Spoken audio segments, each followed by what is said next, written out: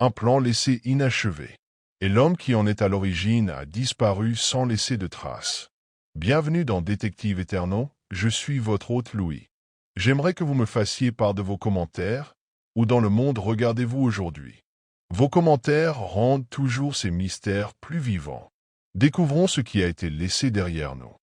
Un architecte de renom disparaît sans laisser de traces, ne laissant que des plans et des soupçons. Bienvenue chez Détective Éternel, je suis votre hôte Félix. Dites-moi, d'où regardez-vous ce soir? Vos messages donnent vie à ce mystère, je les ai tous lus. Maintenant, commençons. Le soleil matinal filtrait doucement à travers les rideaux de dentelle des fenêtres du salon du presbytère, projetant des motifs scintillants sur le tapis usé. Dehors, dans le jardin, les tasses s'éteintaient et les chaises bougeaient sur l'allée de gravier à l'arrivée des premiers invités pour ce qui promettait d'être une réunion des plus agréables, le thé annuel du jardin d'été, destiné à récolter des fonds pour la collecte de fonds pour le toit de l'église Sainte-Mildred. Madame Banbury Scott, présidente du comité paroissial et infatigable organisatrice de toutes les activités sociales, était en pleine forme, ses tartelettes au citron faisant déjà parler d'elle. Parmi les invités se trouvait Mademoiselle Jane Marple de Sainte-Marie-Mead, assise au bord du parterre de fleurs, à moitié à l'ombre d'un rosier grimpant. Ses aiguilles à tricoter claquaient doucement sur ses genoux, non pas par urgence de terminer son cardigan, mais plutôt pour dissimuler son regard discret sur les invités. Ce n'était pas une réunion ordinaire. Comme Miss Marple l'avait déjà remarqué d'un regard vaguement perplexe, une place était visiblement vide. Une chaise de jardin, posée à côté de la petite table en fer forgé réservée aux invités d'honneur. 4 chaises, mais seulement 3 personnes. Et la 4e, comme l'avait murmuré la femme d'un pasteur qui passait, l'air crispé, était destinée à M. Louis Simon, l'architecte chargé de superviser la restauration de la nef médiévale de l'église. Il n'est pas venu, marmonna le colonel Featherstone, en balançant un scone à la crème sur une assiette fragile. Pas son genre. Ponctuel à souhait, Simon. Je suppose qu'il était bloqué à Londres. Suggéra Madame Weatherby, une institutrice à la retraite, friande d'explications pratiques. Il a parlé de réunion avec la Société pour le patrimoine ecclésiastique. Mais Miss Marple, qui n'avait rencontré M. Simon qu'une seule fois, lors d'un déjeuner 3 semaines auparavant, se sentait plutôt dubitative. Il lui avait alors semblé être un homme précis et soucieux du détail, du genre à ne pas oublier un rendez-vous, surtout lorsqu'il devait parler de ses projets au village. À la fin du thé, son absence avait commencé à se faire sentir au-delà d'une simple remarque. Le jeune vicaire du vicaire, M. Denain, fut dépêché pour téléphoner à l'hôtel de Marquette Bexley où M. Simon avait l'habitude de séjourner lors de ses visites au village. La réponse, transmise à voix basse, fit frissonner l'assemblée par ailleurs baignée de soleil. « Il est parti il y a 2 jours », annonça M. Denain, visiblement perturbé. Il n'a laissé aucune adresse de réexpédition. Il a pris ses bagages, et personne ne l'a revu depuis. Un silence gêné s'installa. Même les pans du jardin du manoir voisin semblèrent ressentir l'instant, poussant un cri plaintif quelque part au-delà des haies. Ce fut Miss Marple qui rompit le silence d'un petit murmure pensif. « Oh là là, j'espère vraiment qu'il ne lui est rien arrivé. Il avait l'air d'un gentleman si particulier, et tellement intéressé par les compositions de Mortier. Vous savez, j'ai toujours pensé que ceux qui se soucient des vieux murs cachent souvent des chagrins d'enfance. » La remarque, anodine en apparence, passa inaperçue pour la plupart. Mais pas pour le révérend Matthews, qui, debout non loin de là, cligna des yeux et se tourna vers elle avec une expression perplexe, comme si elle avait parlé une langue qu'il ne comprenait qu'à moitié. Ce soir-là, le village bourdonnait de spéculations.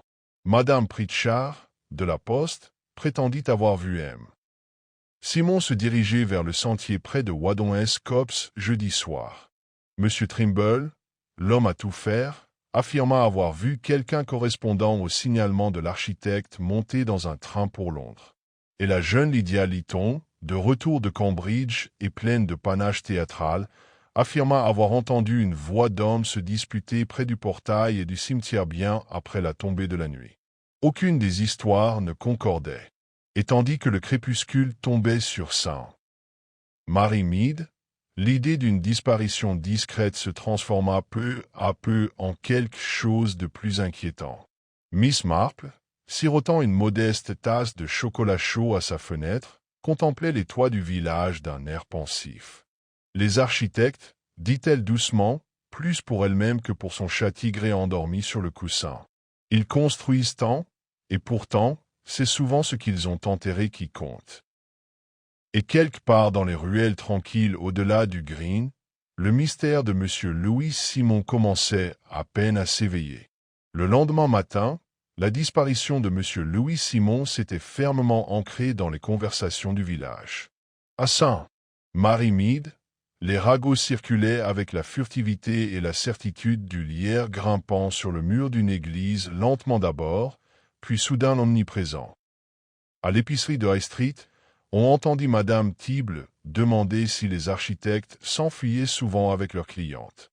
À la poste, le dernier télégramme de M. Simon, daté du jeudi matin et adressé à un destinataire inconnu à Londres, fit l'objet de nombreuses spéculations, bien que personne n'ait réellement vu le message. En milieu de matinée, l'épouse du vicaire, Madame Matthews, fit escale au cottage de Mademoiselle Jane Marple, avec ce qu'elle décrivit comme une simple curiosité pastorale. « J'espère ne pas être indiscrète, » dit Madame Matthews en lissant le devant de son chemisier à motif rose et en acceptant une tasse de thé. « C'est juste qu'on entend tellement d'histoires étranges sur les disparitions, surtout lorsqu'il s'agit d'hommes célibataires et de bonnes familles. » Les yeux de Mademoiselle Marple pétillèrent légèrement derrière ses lunettes. « En effet, je suppose que ça stimule l'imagination. Mais je trouve toujours utile de commencer par distinguer ce que l'on sait de ce que l'on ressent. Par exemple, nous savons que M. Simon a été vu pour la dernière fois jeudi, mais nous pensons seulement que quelque chose ne va pas parce qu'il n'est pas arrivé là où on l'attendait. » Madame Matthews parut légèrement réprimandée. « Eh bien, oui, je suppose.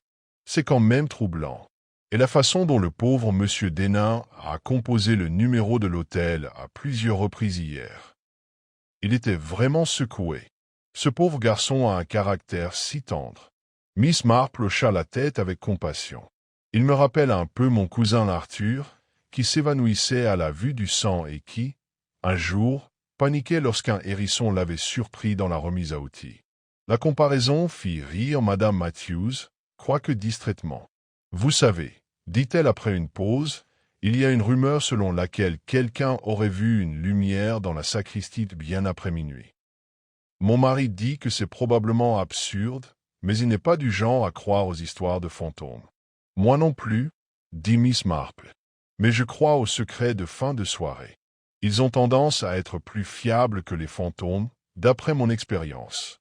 Pendant ce temps, au Greenman, l'auberge modeste et bien tenue de Saint-Mary-Mead, la conversation prenait un ton plus suspect. Le colonel Featherstone, installé à sa table habituelle dans un coin, sirotait une pinte et répétait pour la 3e fois sa théorie concernant un litige financier. « Croyez-moi, dit-il à M. Larche, le menuisier du coin. Simon fouillait trop profondément dans les archives paroissiales. Fonds de restauration, subventions historiques, c'est une sale affaire si on regarde sous le tapis. Mon beau-frère a siégé au conseil municipal. Il s'agissait d'une affaire de dégrèvement de la taxe sur les cheminées.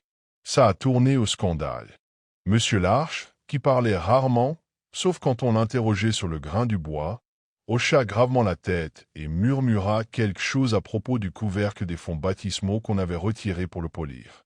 Madame Weatherby, qui passait par hasard avec un sac à tricot aux proportions véritablement héroïques, entendit la fin de la conversation. « C'est bien beau, colonel. » intervint-elle, mais je crois que vous oubliez quelque chose d'assez évident. Monsieur Simon n'avait aucun lien familial ici. Pas d'ennemi. Un homme simple. Un intellectuel. Il a probablement fait une chute en se promenant. Ces bois près de Wadham-Escopes sont parfois dangereux. Alors où est le corps ? Demanda le colonel, sans méchanceté, mais avec une fermeté brutale. C'était une question qui persista longtemps après le départ précipité de Madame Weatherby. Plus tard dans la journée, l'agent Reeves est aperçu à l'église, carnet à la main. Il interrogea le gardien, M. Ellison, sur toute activité inhabituelle. M. Ellison, un homme lent et sans expression, admit que la clé de la sacristie avait disparu pendant plusieurs heures vendredi matin, pour réapparaître plus tard dans l'après-midi dans la tribune de l'orgue. Cette clé a toujours été accrochée à un crochet, murmura-t-il, et je n'apprécie pas qu'elle s'en aille toute seule. Quelqu'un a-t-il eu une raison d'entrer dans la sacristie pendant ce temps-là? Pas à ma connaissance. Le révérend suit ses habitudes. Et ce nouveau vicaire griffonne toujours dans ses carnets. Dieu le bénisse, sans prêter attention à grand-chose d'autre. Reeves nota quelque chose et reporta son attention sur le cimetière. On le vit scruter les pierres tombales et vérifier le loquet du portail, sans grand enthousiasme toutefois. Il était largement admis que l'agent Reeves préférait s'occuper des disparitions de vélos ou des plaintes pour chats errants plutôt que des délits potentiels aux connotations métropolitaines. Le vicaire, M. Denain, semblait mal prendre toute l'affaire. On le vit faire les 100 pas devant le presbytère, se tordant les mains et vérifiant l'horloge de l'église bien plus souvent que nécessaire. Plus d'une fois, il jeta un coup d'œil vers le sentier menant au verger du presbytère, comme s'il s'attendait presque à voir quelqu'un revenir à grands pas à travers les arbres. Ce soir-là, c'est mademoiselle Marple qui lui rend discrètement visite sous prétexte de lui livrer des scones. Elle le trouva dans le bureau du presbytère, le front plissé, les doigts tachés d'encre de stylo plume. « Je crains d'être un hôte pitoyable, dit-il d'un air penaud. J'ai l'esprit ailleurs. » Et comprends parfaitement, répondit doucement Marple. Je voulais simplement demander si M. Simon avait déjà évoqué l'histoire de l'Église. Quelque chose qui aurait pu le perturber? Denain cligna des yeux. Il s'intéressait à la crypte sous la nef. Il pensait qu'elle contenait peut-être des fondations plus anciennes, romaines peut-être. Il a dit qu'il comptait faire une étude approfondie la semaine prochaine, une fois les nouveaux plans approuvés. Miss Marple sirota son thé et contempla pensivement le vieux portrait à l'huile au-dessus de l'âtre, le révérend Thornton, 1864. Curieux, dit-elle enfin. Je trouve toujours que ceux qui fouillent le passé doivent être préparés à ce qu'ils découvrent. L'histoire est rarement tranquille. En prenant congé, elle s'arrêta juste après le portail du jardin. Le verger du presbytère se tenait silencieux dans la lumière déclinante, ses pommiers d'un vert estival épais. Elle remarqua la faible empreinte de bottes dans le sol près du banc sous le plus grand arbre. Une légère éraflure. Un talon enfoncé.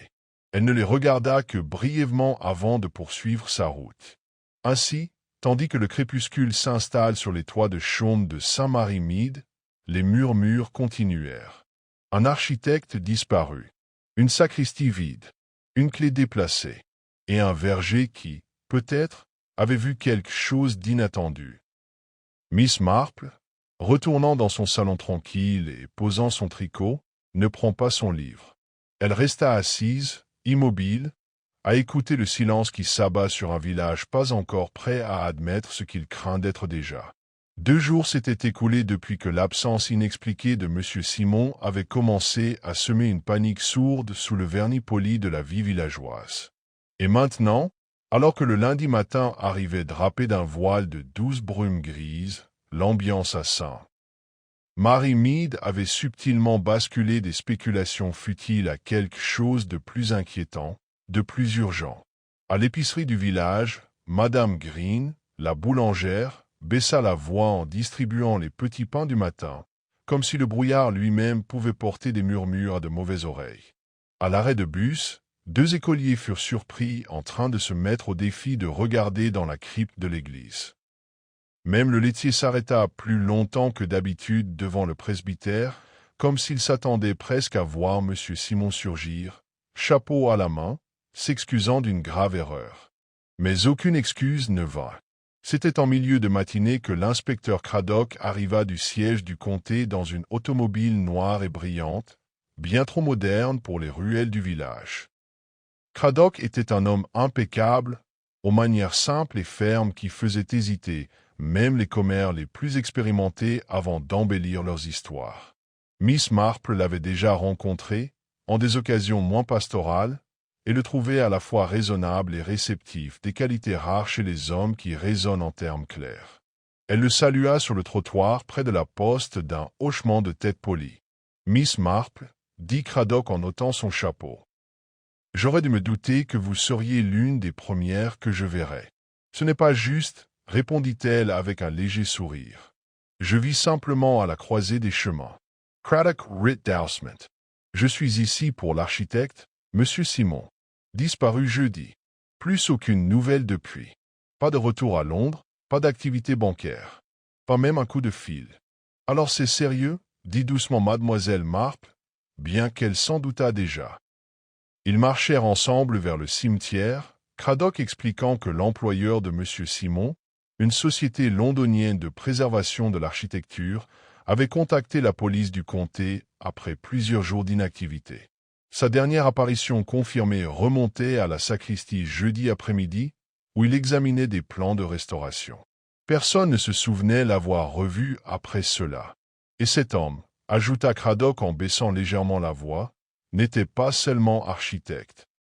Il était aussi consultant sur plusieurs projets sensibles, liés aux registres historiques et aux litiges fonciers.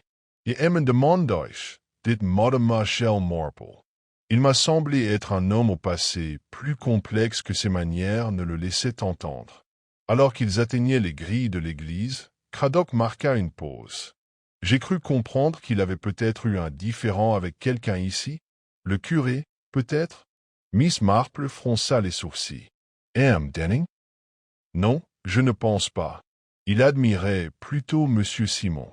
Mais il est jeune et influençable. Un esprit facilement perturbé. Elle se tourna légèrement, jetant un coup d'œil vers le presbytère. Il serait peut-être plus utile de demander ce que Simon a pu apprendre, plutôt qu'avec qui il s'est disputé. À l'intérieur de l'église, l'agent Reeves venait de photographier la sacristie et la porte intérieure menant à la crypte. L'air sentait légèrement la pierre humide et la cire d'abeille. La lumière matinale filtrait à travers les vitraux, peignant des couleurs fracturées sur les dalles usées. Miss Marple s'attarda près du muret, où les notes de restauration avaient été punaisées sur un tableau en liège. Des plans, des croquis délavés et une photographie en noir et blanc du plan d'origine étaient soigneusement rangés. Son regard s'arrêta sur une photographie en particulier, une image granuleuse de l'église prise à la fin du XIXe siècle. Un petit groupe d'hommes se tenait à l'arrière-plan, près du clocher d'origine avant son effondrement. Elle se pencha. Quelque chose dans la composition lui semblait étrangement familier. L'un des hommes sur la photo, grand, au visage anguleux et à la moustache prononcée, présentait une ressemblance frappante avec M. Simon. « C'est curieux, » murmura-t-elle. Craddock s'approcha d'elle. « Quelque chose attire votre attention? Cette photo, dit-elle. Savez-vous quand elle a été prise? » Il jeta un coup d'œil à la légende. Millhewitt St. Cotterving Quators. Apparemment, il s'agissait d'une rénovation d'église à l'époque. Pourquoi? Seulement, l'un de ces messieurs, elle désigna l'homme à la moustache, pourrait être M. Simon lui-même, ou quelqu'un avec son visage. Craddock Franca, les sourcils. C'est impossible, à moins qu'il ait plus de 100 ans. En effet, dit mademoiselle Marple avec un vague sourire, ce qui n'était certainement pas le cas. Ils retournèrent au presbytère peu avant midi, où madame Matthews avait préparé un modeste déjeuner pour l'inspecteur. Mademoiselle Marple refusa de rester, mais juste avant de partir, elle se tourna vers Craddock. « Inspecteur, demandez à quelqu'un d'examiner les registres de l'église des années 1890, si vous le pouvez. J'ai le sentiment que M. Simon s'intéressait à autre chose qu'au mortier et à la pierre. » Craddock promit de donner suite, mais avec un haussement de sourcils sceptique. Cet après-midi-là, le mystère s'épaissit. M. Ellison, le gardien de l'église, rapporta qu'une partie de la terre près du vieil if, derrière la sacristie, avait été récemment remuée. Non pas creusée, mais simplement tassée, comme par un coup de pied ou un objet lourd posé puis retiré. Aucun outil n'avait été retrouvé. Aucune trace de pas, grâce au chemin de gravier.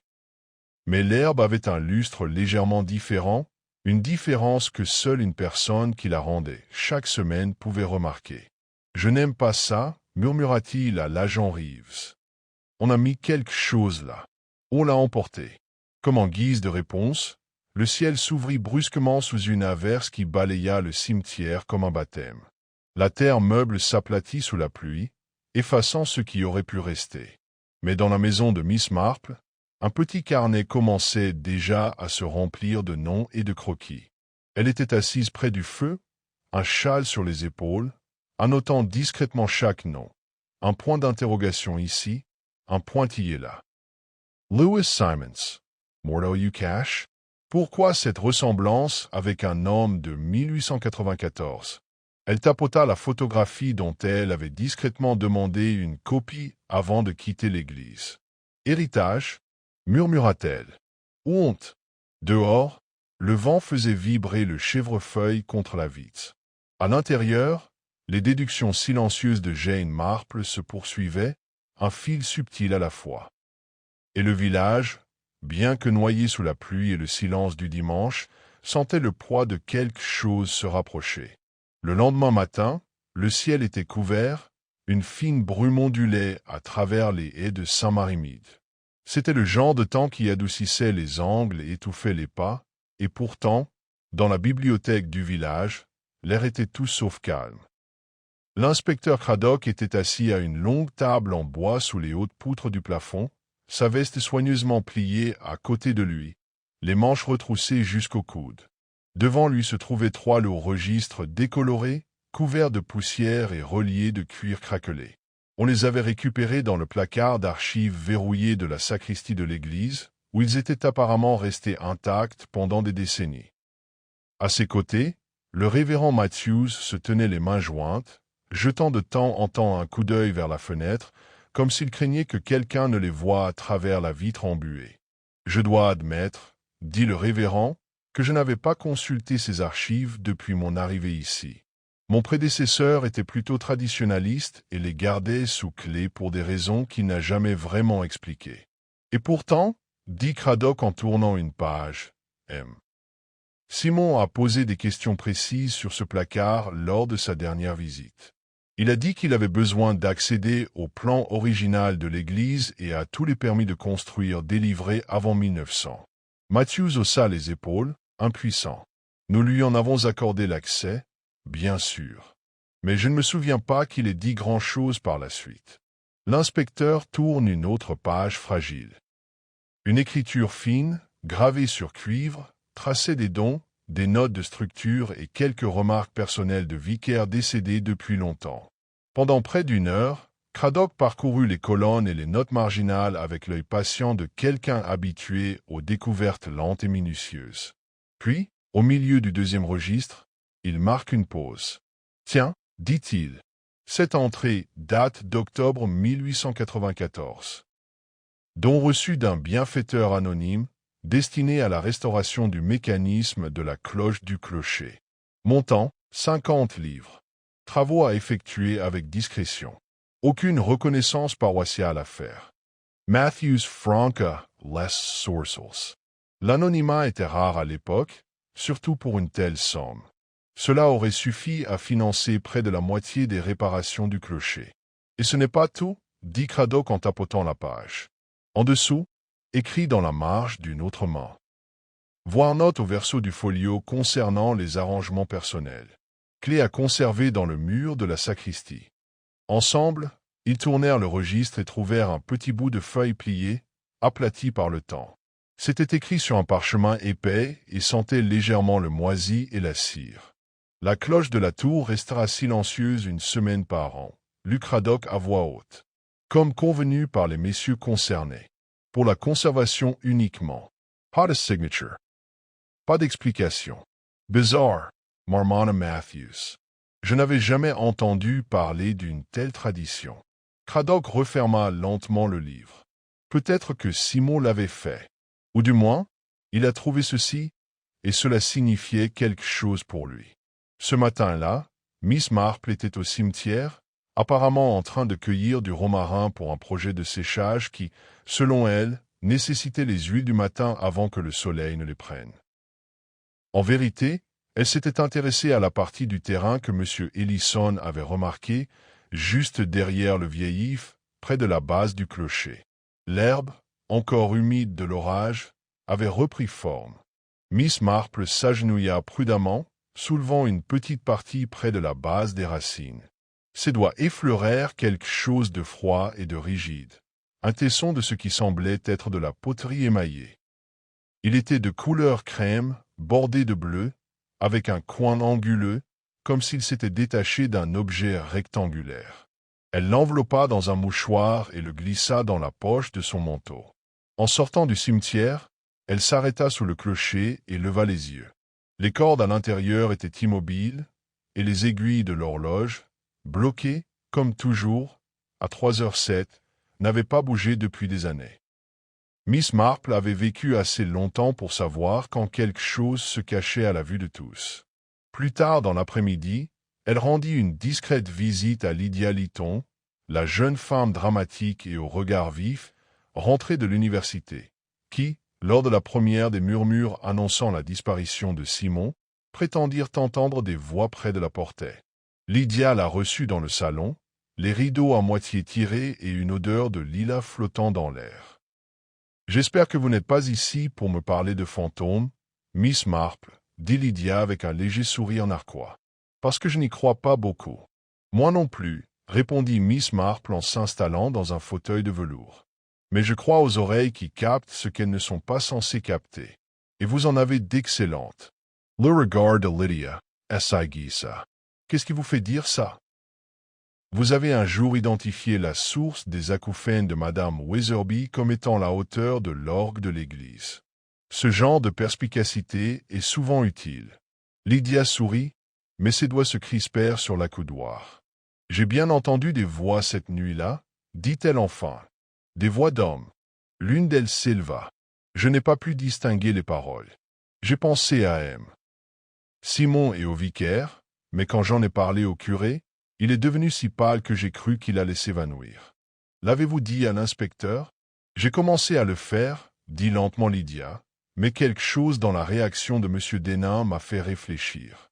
Ce n'était pas la peur du scandale.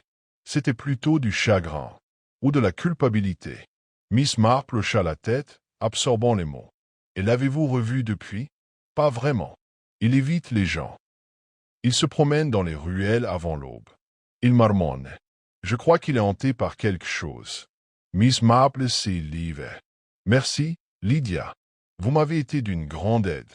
Alors que le ciel s'assombrissait et que la brume revenait, Miss Marple s'assit de nouveau à son petit bureau près de la fenêtre. Sur le buvard devant elle se trouvaient 4 objets. La photocopie de l'église, l'éclat de céramique émaillée, la note transcrite concernant le clocher et la liste des villageois ayant accès à la clé de la sacristie. Elle entoura d'un cercle un nom, Monsieur Denain, puis un autre autour du nom d'une femme décédée depuis longtemps, Élisabeth Grieve. Elle avait remarqué ce nom griffonné dans un coin d'un vieux plan d'architecture. Il ne disait rien à la plupart.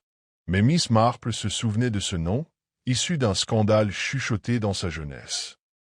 Une histoire de mère célibataire, une affaire étouffée et un legs soudain à l'église en 1894. Toujours pareil, murmura-t-elle. Ce qui commence dans le silence s'y termine rarement.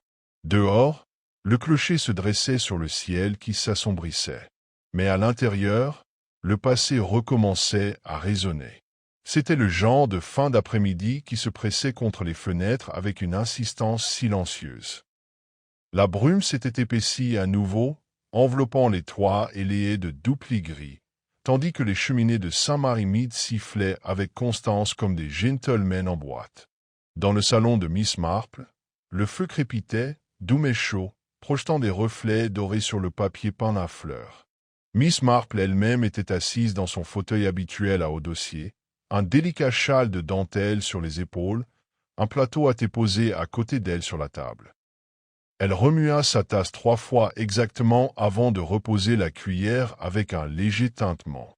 En face d'elle était assis le révérend Matthews, qui, bien que peu nerveux à l'accoutumée, jouait maintenant avec ses boutons de manchette d'une manière peu vicaire. « Je dois avouer, dit-il enfin, je commence à sentir que quelque chose cloche profondément au fond de moi de notre petite église.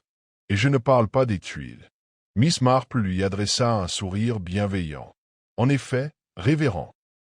Quand quelque chose est caché trop longtemps, cela a tendance à s'infiltrer par les fissures, un peu comme l'eau dans un mur de pierre. Matthews expire allowment. Je suppose que vous avez entendu parler du plan manquant, seulement que c'était le dernier document que M. Simon examinait avant de disparaître. Il hocha la tête, l'air inhabituellement sombre. Oui, le projet final de restauration, celui avec les annotations sur les faiblesses structurelles de la crypte. Il a disparu du bureau de la sacristie entre jeudi soir et vendredi matin. Nous avons fouillé partout. Rien.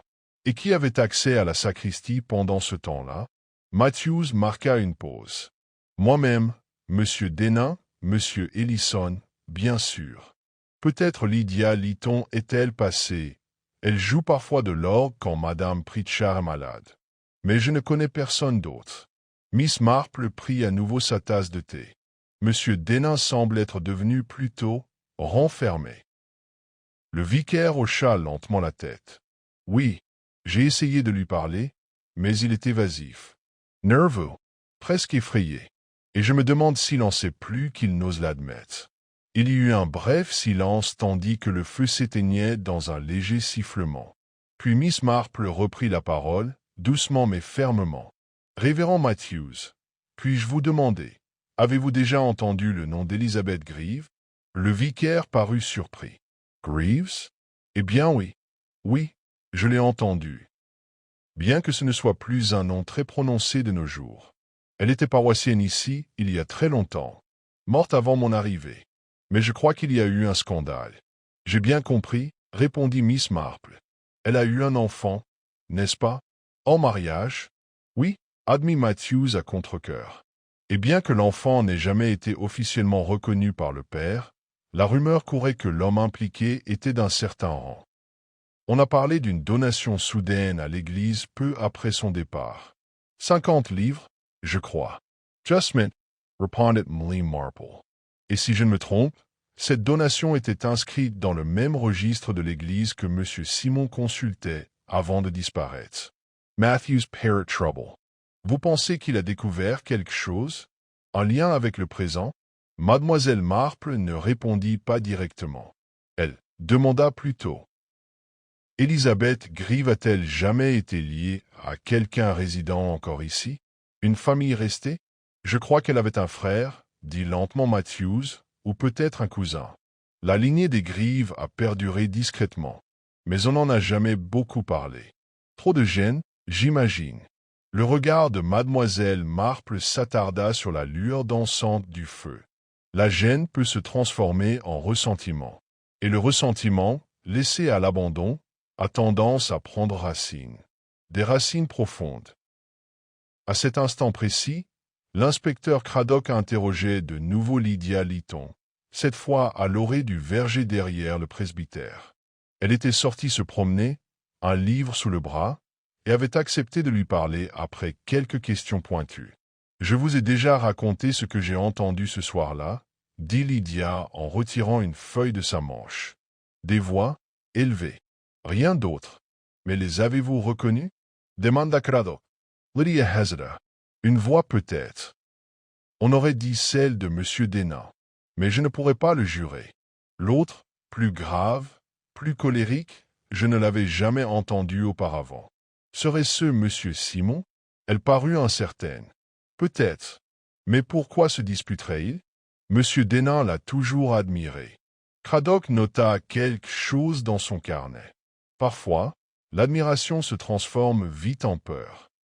Si Simon a trouvé quelque chose qu'il n'était pas censé voir, quelque chose qui a mis quelqu'un dans une situation délicate, cela pourrait expliquer plus qu'un simple plan manquant. Alors que Lydia partait vers la place du village, Craddock reporta son regard sur le clocher de l'église. Le brouillard s'était légèrement dissipé, et le contour de la girouette était de nouveau visible. À l'intérieur de la sacristie, il rencontra l'agent Reeves et M. Ellison, qui avait découvert quelque chose d'étrange ce matin-là en balayant derrière la balustrade de l'hôtel. « Ceci, monsieur, dit Ellison en brandissant un morceau de papier déchiré. Je l'ai trouvé coincé derrière la plainte. On dirait une partie du plan, brûlée sur les bords. » Craddock le prit avec précaution, notant les coins roussis et les annotations partielles. Une phrase se détacha, écrite de l'écriture soignée et clinique de Simon. Crypte sous le clocher scellé avec de la brique, c'est 1895. Cavité non répertoriée. Enquêté. Cavité non répertoriée, murmura Craddock. Cela expliquerait bien des choses. Il envoya aussitôt Reeves chercher Miss Marple. Moins d'une heure plus tard, elle arriva, son châle serré et les yeux brillants d'intérêt. L'inspecteur lui tendit le morceau carbonisé sans préambule. « Eh bien, murmura-t-elle. Ceci confirme mes soupçons. Monsieur Simon a découvert quelque chose sous le clocher. Une cavité murée il y a plus d'un siècle. Probablement la source du don. Et peut-être autre chose. Encore? Demanda Craddock. Miss Marple secoua la tête. Pas encore. Mais je crois que ce qui était caché là a peut-être moins à voir avec la mort qu'avec la honte. Alors que le crépuscule tombait à nouveau à travers le cimetière, le clocher se tait, son silence bourdonnant maintenant d'anticipation. Les indices faisaient surface, un par un. Des noms, des restes, des secrets enterrés sous le sol et la honte. Mais dans l'esprit de Miss Marple, les fils commençaient à tricoter. Le grisé humide des derniers jours. Approfondir. It le gendarme Reeves. Avec le fragment de plan du plan maintenant confirmé comme authentique, l'inspecteur avait reçu une autorisation silencieuse pour enquêter sur la zone sous le clocher. Une seule ligne dans le dessin partiellement brûlé, cavité non enregistrée, scellé c'est 1895. Était une raison suffisante. Mademoiselle Marple, bien sûr, avait déjà pris position sur le banc près du Lichgat, ostensiblement pour regarder les fleurs de l'église être réorganisées par Madame Ellison, mais avec une vue très claire de la base de la tour. À 10, l'équipe avait soulevé la pierre de drapeau usée à l'intérieur nord de l'intérieur du clocher, révélant une couche de sol compacté en dessous.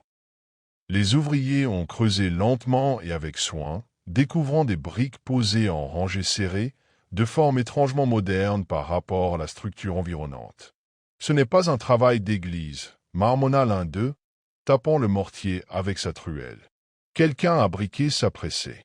Craddock reprocha les bras, ce qui s'alignera sur le timing. Vers 1895, à peu près lorsque ce don anonyme a été fait. Ils ont continué à creuser, et en milieu de matinée, les briques ont cédé la place à une pose peu profonde, pas plus d'1 pied de profondeur, et peut-être 2 pieds de large. À l'intérieur, c'était une boîte en bois, pourrie au coin, sa surface noircie et déformée. Il était soigneusement soulevé et ouvert, mais pas méconnaissable. Elisabeth Grieve a déclaré Mademoiselle Marple à la porte.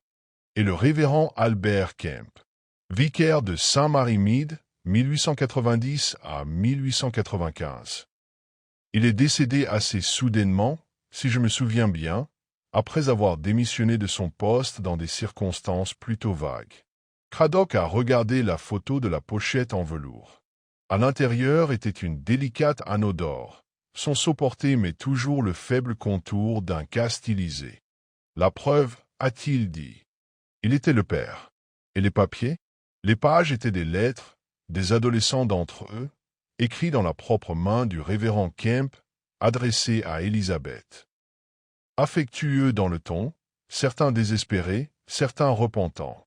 Ils ont parlé de promesses faites et brisées, de dispositions de soins, d'un don pour s'assurer que notre enfant est protégé de la honte. C'était une archive privée d'un scandale silencieux. Et pour Mademoiselle Marple, qui avait déjà deviné la majeure partie de son contenu, cela a simplement confirmé ce qu'elle soupçonnait depuis longtemps. Mais la question qui était restée était la suivante, pourquoi M. Louis Simon avait-il fait, un coup de bien plus tard, Miss Marple stepped dans le feu du soleil pâle. alors qu'elle a regardé le cimetière, le mur de la pierre basse, à travers la voie, et vers le verger du vicariat. Mademoiselle Marple acquiesça lentement. « Je crois qu'il est temps que vous elle aimiez correctement. » L'inspecteur traversa la voie seul et s'approcha du rideau avec des marches mesurées. Monsieur Denain se tourna alors qu'il entendait le gravier sous pied. « C'est vrai, » dit Cradock calmement. Un renfoncement scellé sous le clocher. Une boîte à lettres. Une photo. Denain laissa échapper un long soupir, puis s'assit lourdement sur le banc. Il me l'a montré. Simons. La nuit précédant sa disparition. Je l'aidais à trier les plans et les références du registre. Nous avions découvert l'anomalie dans les lignes de maçonnerie. Il a dit que c'était probablement une cavité. Nous avons soulevé la pierre ensemble et trouvé la boîte. Cradock attended. Il a lu quelques lettres. Il a reconnu les noms. Puis il a regardé la photo. Et il s'est figé. Il est resté planté là, la tenant. Il n'a rien dit au début. Puis il s'est tourné vers moi et m'a demandé, très doucement, « Le saviez-vous? » « Et vous » demanda Cradock. Denain hésita. « Non, pas à ce moment-là. Mais quand j'ai vu le nom, Greaves, ça m'a frappé. Le nom de jeune fille de ma grand-mère. Lydia Greaves. Ma mère en parlait à voix basse. Je n'ai jamais compris pourquoi. Alors, vous avez compris, dit lentement Cradock, que vous pourriez être un descendant. Denain hocha la tête. Un descendant d'un secret. Un scandale enfoui sous notre église. Que s'est-il passé ensuite? Demanda Cradock. Je suis rentré chez moi, dit le curé, la voix tendue. Je ne savais pas quoi faire. Mais Simon, il est resté. Il a dit qu'il avait besoin de temps pour réfléchir. Qu'il reviendrait le lendemain matin avec une proposition sur ce qu'il fallait faire des découvertes. Il n'est jamais revenu. Vous n'êtes pas allé le chercher? Si, dit Denain, presque suppliant. Le lendemain matin, je suis arrivé tôt à la sacristie. Il était parti. Le plan avait disparu. La pierre était de nouveau scellée. Je me suis dit, peut-être qu'il était allé à Londres consulter le conseil de préservation. Je ne voulais pas déclencher l'alarme. Mais quand il n'est pas revenu, j'ai paniqué, murmura-t-il. J'ai pensé que quelqu'un pourrait penser que je lui avais fait du mal, que j'avais un mobile. J'avais peur d'être accusé de quelque chose que je n'avais pas fait. Cradock l'observa attentivement. Vous n'avez plus touché à la boîte? Non, dit Denain. Mais je crois que quelqu'un d'autre l'a fait. L'inspecteur fronça les sourcils. Qui? Je ne sais pas, admit Denain. Mais il y a autre chose. Vendredi matin, en retournant à l'église, j'ai trouvé la photo sur le bureau de la sacristie. Juste une photo. Rien d'autre. C'est pourquoi j'ai cru qu'il était revenu, peut-être pendant la nuit. Cradock regarda vers l'église, puis de nouveau vers le jeune homme. Il va falloir que vous restiez à proximité. Il y a plus que des histoires personnelles ici. La conversation terminée, Miss Marple se leva de son banc. Elle n'avait pas tout entendu, mais elle avait vu ce qu'il fallait voir. La honte, héritée, projette une ombre plus longue que le péché. Et quelqu'un, elle en était certaine, avait tenté d'effacer cette ombre en éliminant l'homme qui avait osé la dévoiler. Mais l'effacement, comme tout camouflage, laisse des traces. Miss Marple avait depuis longtemps appris à voir ce que les autres ignoraient. L'architecte en avait trop découvert. La question était maintenant, qui avait trop à perdre? Le soir s'installa sur Saint-Marie-Mide dans un calme particulier. De celui qui rendait intrusif même le bruissement du lierre. Les lampes s'allumèrent aux fenêtres des cottages. Le clocher se découpait discrètement sur le crépuscule violet, et les derniers oiseaux disparaissaient dans les haies comme des doutes murmurés s'éloignant avant la nuit. Miss Marple n'avait pas assisté aux vêpres ce jour-là, bien que ce fût son habitude. Au lieu de cela, elle resta dans son salon, la photo d'Elizabeth Greaves et du révérend Kemp posée à côté. Sa tasse d'Earl Grey est légère. La bague, les lettres, la cavité scellée, tout cela indiquait une seule chose, un secret si longtemps enfoui que même ses conséquences avaient été brouillées par le temps.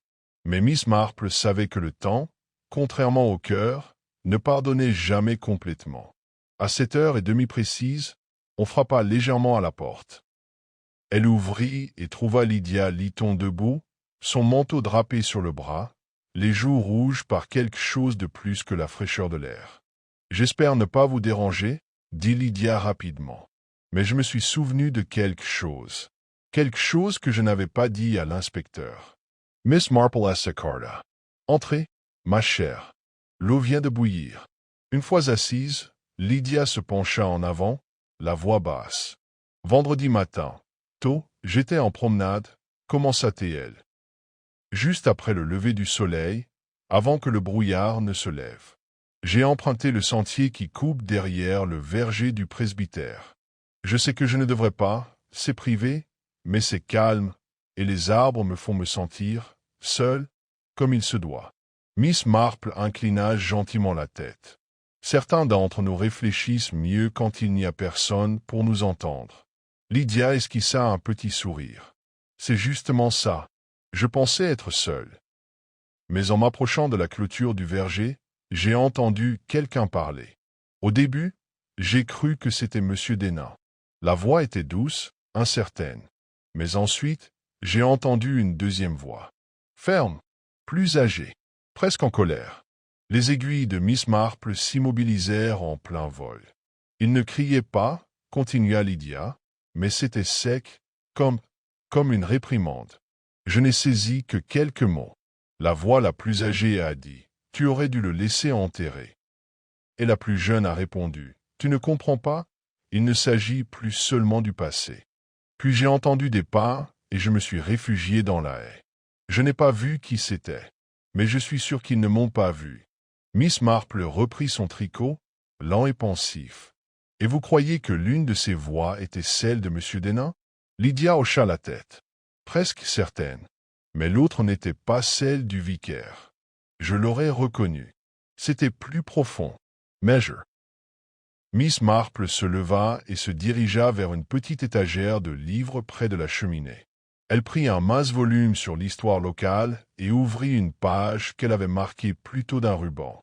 Une photographie apparut, une réunion commémorative du conseil paroissial des années 1940. Plusieurs noms familiers. Des visages familiars. Parmi eux, un certain Charles Bambury-Scott, grand-père de Madame Bambury-Scott, qui présidait désormais le comité de restauration. Elle regarda de plus près. Un autre homme se tenait à côté de lui, Thomas Ellison. Jardinier, le père de l'actuel Monsieur Ellison. Elle fixa la photo un instant, puis referma le livre. Après le départ de Lydia, Miss Marple alluma une lampe et écrivit 3 noms sur une nouvelle feuille de papier. Un Arthur Denain 2. Thomas Ellison 3. William Greaves. Elle les séparait, non pas par certitude, mais par influence. Et au centre, un seul mot, mobile. Ailleurs dans le village, l'inspecteur Craddock était assis dans le bureau du presbytère avec le révérend Matthews. Il venait de terminer l'examen des dépositions recueillies ce jour-là, lorsque l'agent Reeves entra, casquette à la main, le visage pâle. « Nous avons trouvé quelque chose, » dit-il en déglutissant. Craddock se leva. « Oh !» Dans le chemin qui sort du village, en direction de Market Bexley, à environ 800 mètres du pont. Un manteau, coincé dans un fourré. Un manteau? Répéta Matthews. Oui, monsieur. Et pas n'importe lequel. Il correspond à la description de celui que portait M. Simon pour la dernière fois. Tweed, gris, chevrons clairs. Craddock et Reeves arrivèrent sur place juste au moment où disparaissaient les derniers rayons du soleil. Le fourré en question était dense, épineux, à moitié sauvage. Le manteau s'était accroché à une branche basse, une manche tordue de façon anormale. Pas de sang, aucun dommage visible. Mais dans la poche intérieure se trouvait une carte pliée de Saint-Marimide, marquée à l'encre rouge. La même encre que celle utilisée sur les notes du plan. Craddock l'examina, in silence. Elle montrait l'église, la sacristie et le clocher. Mais il y avait une marque supplémentaire, un X dessiné juste au-delà du mur de l'église, dans le champ qui bordait le verger du presbytère. Ce n'était pas un accident, marmonna Craddock. Il allait quelque part, peut-être pour rencontrer quelqu'un. Et quelqu'un ne voulait pas qu'il arrive, dit Reeves. Ou quelqu'un l'a intercepté avant lui. Ils retournèrent au poste avec le manteau et la carte, et Craddock, après les avoir mis sous scellé, parcourut la rue principale sous un ciel étoilé. Il était fatigué, non seulement à cause de l'épreuve physique que représentait l'affaire, mais aussi à cause de la façon dont elle tirait sur des générations de silence. Il passa devant le portail de Miss Marple juste au moment où elle sortait pour boire son lait. Elle sourit faiblement, son châle serré contre elle. « Vous avez trouvé quelque chose, inspecteur ? » »« Nous l'avons fait. Mais pas quelqu'un. Toujours aucun signe de Simon lui-même. »« J'imagine, » dit doucement Miss Marple, « que M. Simon a dépassé le stade où on peut le retrouver vivant. » Craddock la regarda, hésitant à discuter. « Et j'imagine, » poursuivit-elle, que le verger n'a pas encore livré toutes ses vérités. L'inspecteur hocha lentement la tête. C'est là que nous irons ensuite. Et quelque part au-delà des murs du jardin, au-delà des vieilles pierres tombales et des racines d'ifs enchevêtrées, le sol attendait. Calme, mais pas silencieux. Plus maintenant. Le verger derrière le presbytère avait toujours semblé un lieu préservé de tout soupçon. Au printemps, il était chargé de fleurs, et en automne, le vent faisait vibrer les fruits des arbres comme de doux applaudissements. Mais ce matin-là, sous un soleil pâle filtrant à travers les feuilles clairsemées, il avait l'air d'une scène sur le point de révéler son dernier acte. L'inspecteur Craddock se tenait au bord de la pelouse, les bras croisés, tandis que les ouvriers du comté déballent leurs outils. L'agent Reeves s'attarda près du vieux banc sous le plus grand pommier, marquant l'emplacement des légères empreintes de talons que Miss Marple avait observées en premier. Là, à quelques mètres de la haie, le sol était plus meuble que le reste, humide, fraîchement retourné. Miss Marple arriva peu après 9 heures, d'un pas mesuré mais assuré. Elle portait son simple manteau gris et un chapeau de feutre élégant, et serrait son sac à main contre elle, non pas pour son contenu, mais parce qu'il lui donnait un air de, avec une politesse détachée. Elle salua Craddock d'un hochement de tête discret. « Nous ne trouverons peut-être pas ce que nous espérions, » dit-elle calmement. « Après cette semaine, Miss Marple, je ne m'attends plus à quoi que ce soit de simple. » Le travail commença, prudemment, l'herbe se détachant comme le bord d'une blessure. Une bêche toucha le sol, puis une autre. En quelques minutes, les hommes avaient découvert une dépression rectangulaire peu profonde, dont les bords étaient encerclés de briques effritées. Puis retentit le bruit sourd et caractéristique de quelque chose heurté en dessous. Craddock se vainqua. Malheureusement, maintenant. Les hommes enlevèrent encore de la terre, et lentement un couvercle en bois apparut usé et fendu, mais encore largement intact. Il semblait s'agir d'un vieux coffre à outils ou d'une boîte de rangement.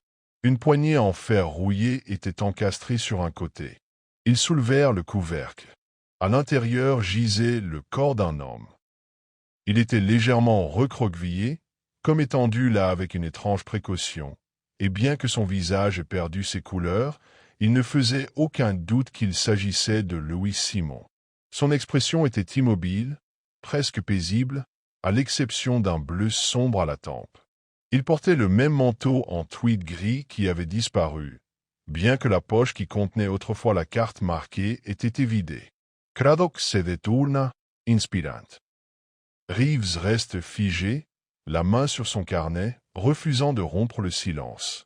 Ce fut Miss Marple qui prit la parole la première. « Il n'a pas été enterré par panique, » dit-elle doucement. « Il a été placé. Délibérément. Presque avec révérence. » Craddock Louis Lanka, un regard noir. « Alors, ce n'est pas un meurtre commis à la hâte? » « Non, je ne crois pas. Je pense que c'était l'œuvre de quelqu'un qui ressentait beaucoup. De la culpabilité, peut-être. Ou du devoir. Un médecin fut appelé. La cause du décès fut rapidement déterminée. Un traumatisme contondant sur le côté de la tête, probablement causé par une pierre ou un objet lourd. Aucune blessure défensive. Aucun signe de lutte. Il faisait confiance à la personne, dit Craddock d'une voix neutre. Il n'y avait aucun signe qu'il ait tenté de s'enfuir. Le corps fut retiré sous une bâche et la terre fut remise en place aussi doucement que possible. Mais le verger ne ressemblait plus à un coin paisible de Saint-Marie-Mide. Il s'inscrivait dans une atmosphère plus sombre. En milieu d'après-midi, Craddock et Miss Marple se retrouvèrent dans la sacristie, désormais transformée en une sorte de quartier général provisoire. La photo d'Elizabeth Grieve et du révérend Kemp gisait à côté de la boîte à lettres, et la bague était toujours dans sa pochette à preuve sur le bureau. « Ce qui me trouble, dit Craddock, c'est le mobile. C.M. Denain dit vrai, il a découvert ses ancêtres, oui, mais cela seul ne mènerait pas au meurtre. » Miss Marple sirota son thé et hocha la tête. « Tout à fait. Et je crois qu'il dit vrai. Il est effrayé, mais pas évasif comme ont tendance à l'être les hommes coupables. » Craddock se pencha en arrière. « Alors qui? Quelqu'un lié à la famille Grieve? Pas forcément par le sang, dit Miss Marple pensivement, mais peut-être par devoir. Ou par le silence. » Elle se tourna vers la fenêtre. Dehors, Thomas Ellison taillait les haies le long de l'allée, le visage toujours aussi impassible. « Il est à l'église depuis des décennies, dit-elle doucement, et son père avant lui.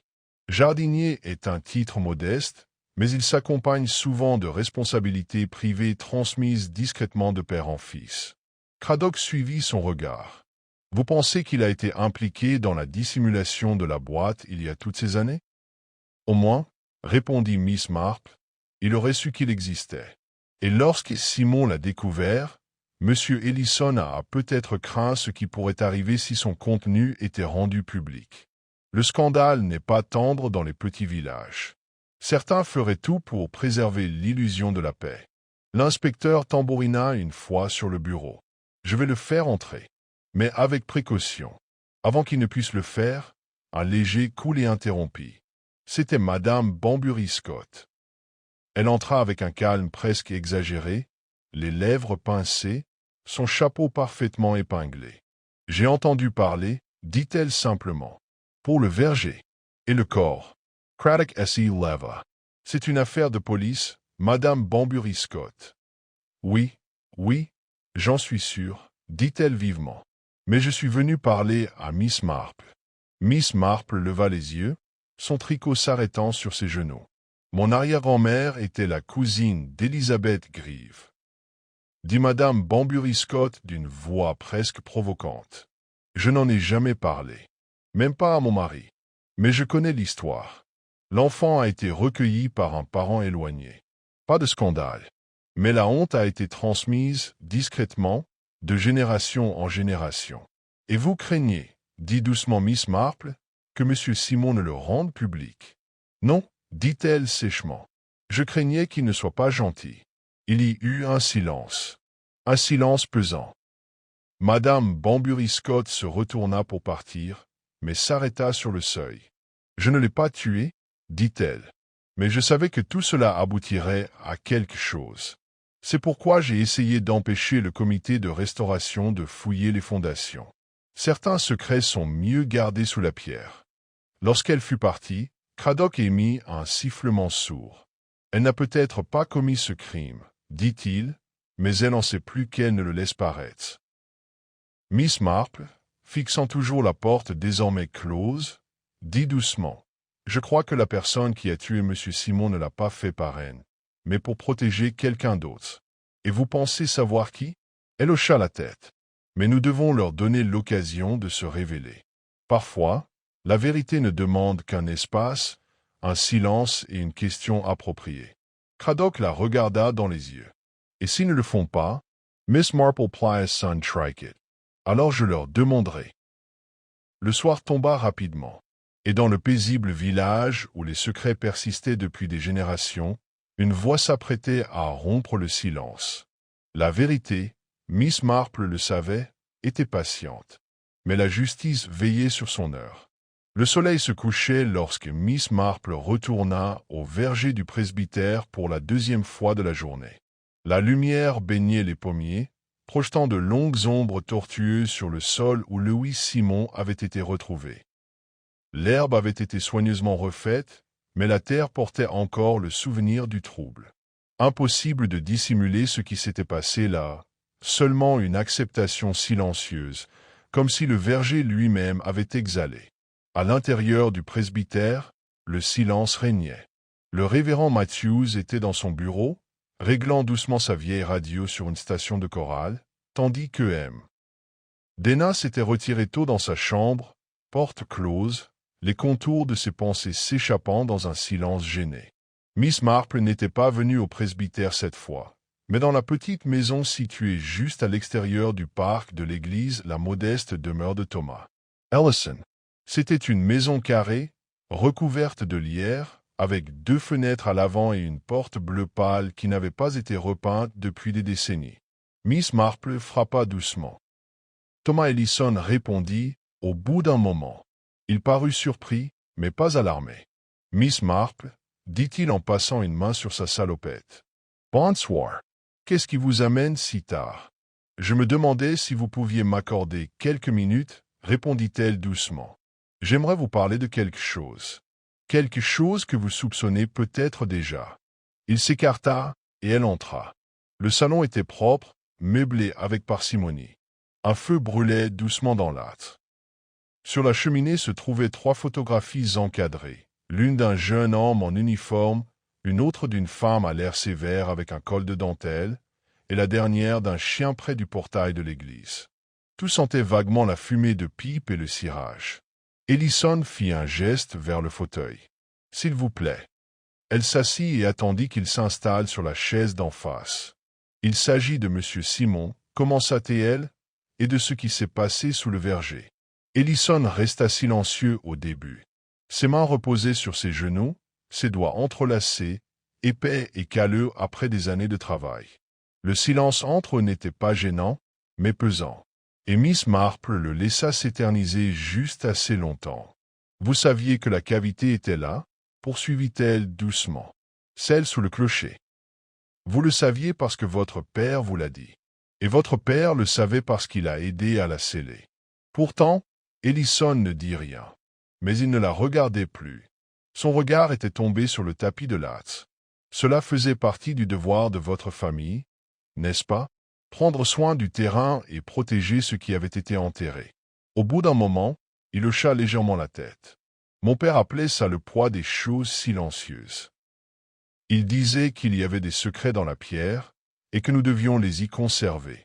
Miss Marple se pencha légèrement en avant. Mais ensuite, M. Simon est arrivé, et il n'avait aucune envie de garder le silence. Ellison leva les yeux. Ses yeux étaient rouges, non pas à cause des larmes, mais de quelque chose de plus profond. L'épuisement, la honte. Je ne voulais pas le blesser, dit-il d'une voix rauque. Il est venu à l'église jeudi soir. Il a dit qu'il voulait me montrer quelque chose. J'ai pensé, j'ai pensé qu'il essayait peut-être simplement d'impliquer le vieux gardien dans ses plans.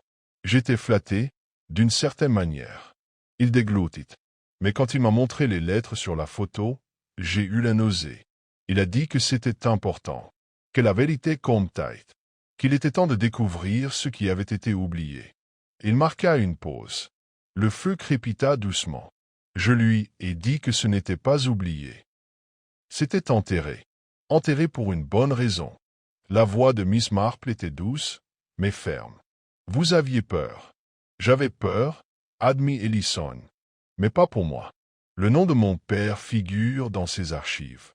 Peut-être pas écrit, mais il est là, si vous savez le lire.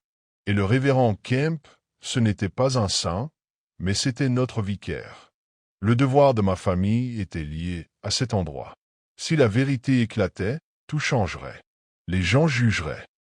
De vieilles tombes seraient perturbées, non pas dans le sol, mais dans la mémoire. Il marqua une nouvelle pause, puis ajouta doucement.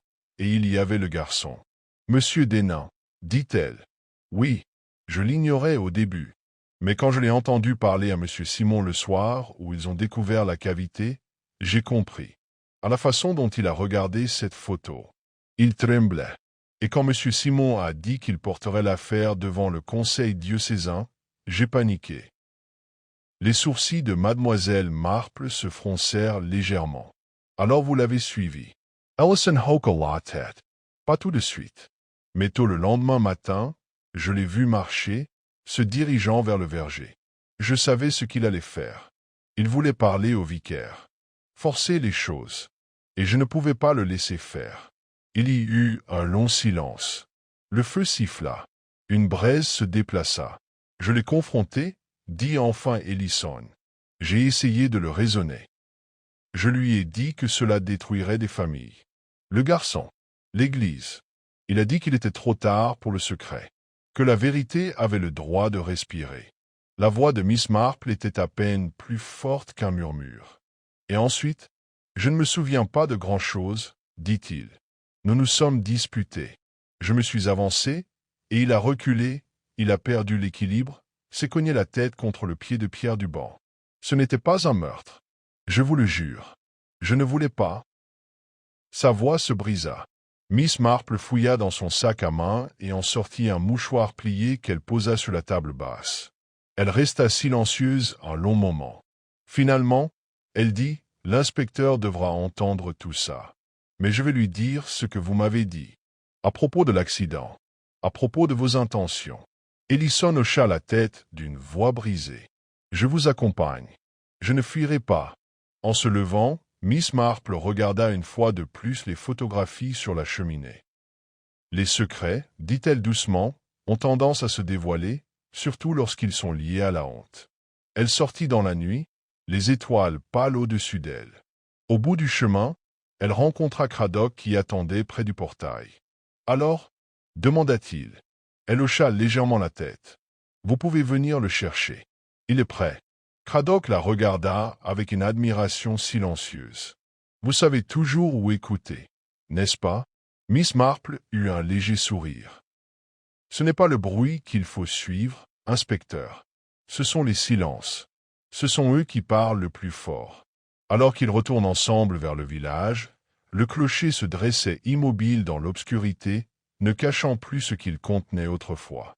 Mais une question persistait, telle une faible sonnerie au loin. Monsieur Simon était-il vraiment mort pour avoir découvert le passé, ou était-il mort pour avoir refusé de laisser le présent l'oublier? 3 jours plus tard, le village de Saint-Marie-Mide vibrait de l'agitation silencieuse qui suit une tragédie. La vie reprit son rythme habituel. Les boutiques rouvrirent avec leur fracas habituel, les chapeaux du dimanche furent dépoussiérés, et le clocher demeura silencieux comme il avait été pendant des années. Mais le silence avait désormais un poids différent, comme si le clocher lui-même savait qu'il avait failli à la protection des secrets qui lui avaient été confiés. Dans l'église, la lumière matinale se déversait à travers les vitraux, rachetant la nef de 12 flaques d'ambre et de rose. L'inspecteur Craddock se tenait près de la balustrade de l'autel avec le révérend Matthews, qui tenait un petit registre dans une main et une lettre pliée dans l'autre. « Il a tout avoué, » dit Craddock d'une voix forte. « Bah, exactement comme Miss Marple l'a décrit. Il a dit que ça n'aurait jamais dû se passer comme ça, que la chute était un accident. » Matthews hocha lentement la tête, ajustant ses lunettes. Thomas Ellison était un homme attaché au devoir. Je crois qu'il pensait protéger l'héritage de l'Église. Mais ce faisant, il a détruit quelque chose de bien plus vital, la vérité. Il sera inculpé, dit Craddock. Homicide involontaire, très probablement. Mais vu son âge et la nature de la confession, ce ne sera peut-être pas sévère. Quand même, murmura le vicaire, une triste fin pour un homme qui a passé toute sa vie à entretenir un lieu sacré.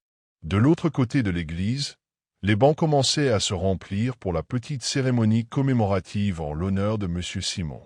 Elle avait été organisée par Lydia Lytton, qui avait pris sur elle de veiller à ce que les efforts de l'architecte ne disparaissent pas avec lui. Ses dessins, découverts dans une chemise cachée derrière les stalles du chœur, avaient été récupérés et soigneusement disposés près de la sacristie. Les paroissiens s'arrêtèrent pour les observer, murmurant avec un profond respect devant la précision des plans. Miss Marple arriva peu avant le début de la cérémonie, d'un pas assuré comme toujours, un petit bouquet de romarin et de lavande dans ses mains gantées. Elle le déposa délicatement sur la table à côté des plans avant de prendre place sur le deuxième banc. Lydia la rejoint, les yeux rouges mais concentrés. « Il ne méritait pas cette fin, » murmura Lydia. « C'était un homme bon. Mademoiselle Marple lui tapota la main. Et sa bonté demeure dans ses plans, dans ce qu'il espérait restaurer. Ce n'est pas rien. Alors que l'orgue commençait à jouer bas et respectueux, M. Denain entra discrètement et prit place à l'autre bout de l'église. Son visage avait perdu sa douceur enfantine, mais il y avait quelque chose de plus calme dans sa posture. Il avait appris la forme de son passé, et même si cela l'avait blessé, cela l'avait aussi libéré de la question qui le rongeait. Après le dernier cantique, Cradock s'approcha de mademoiselle Marple tandis que les paroissiens commençaient à sortir. « Il y a une chose que je n'arrive toujours pas à accepter, dit-il.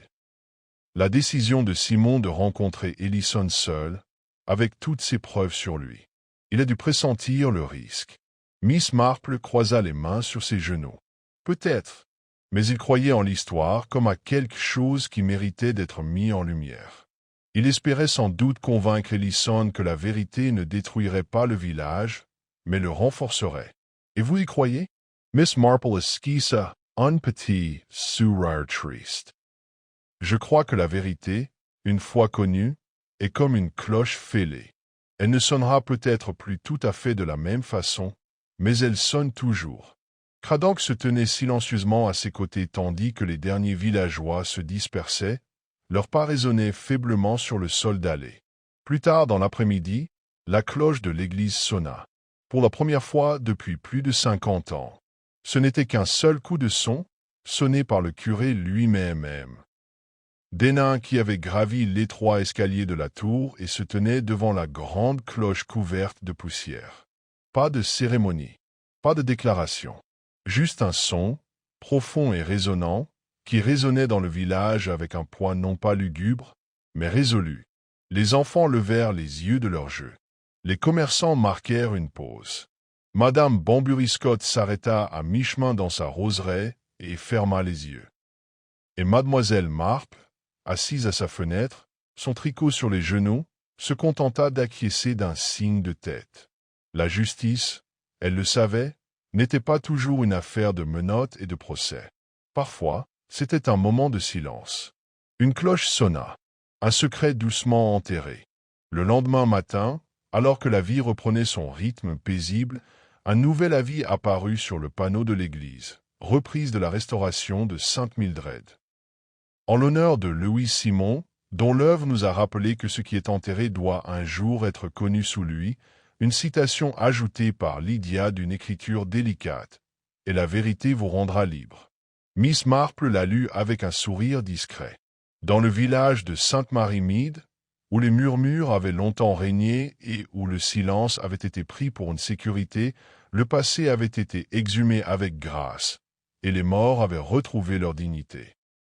Et Miss Marple, toujours vigilante, retourna dans son jardin, où la lavande fleurissait à nouveau paisiblement.